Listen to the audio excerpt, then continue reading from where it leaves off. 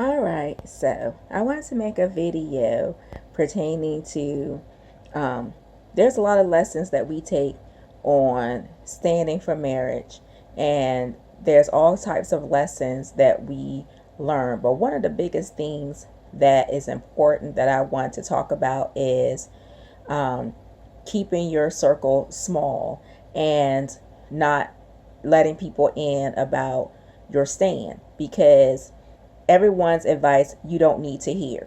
There are some people who don't understand what you are called to do, and there are some people who will definitely try to get you not to do it.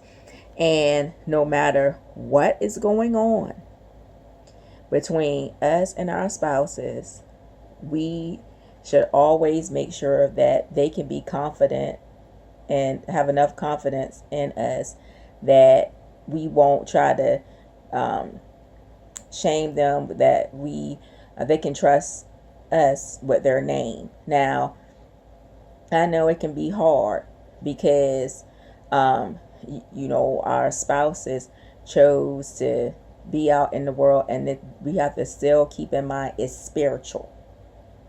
We wrestle not against flesh and blood, but principalities.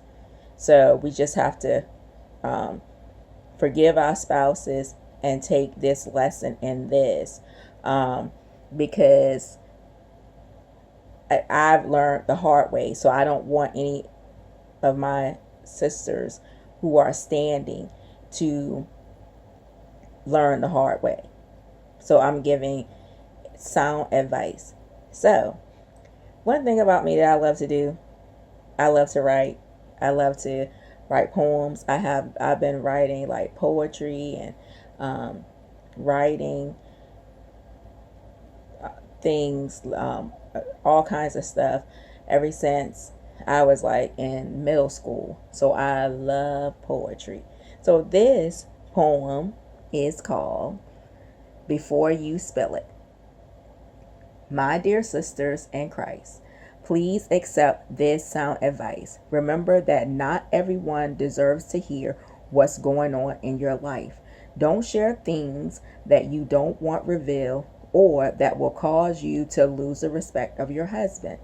You wouldn't tell a person your ATM pin or share your bank statement. Sis, a marriage relationship is sacred. It's best to keep your problems secret. Even a court can't listen to what a spouse says about another spouse, because that information is regarded as privilege. My dear sister in Christ, take my sound advice. Not everyone deserves to hear what's going on in your life. If you want restoration to happen right, you have to know who to talk to and who not to talk to. At some point, God asks you to come from out from amongst them. So why would you tell them your problems? Turn to the only one who can solve them, and that's God Almighty. He will never break the rules of confidentiality. Please think before you speak.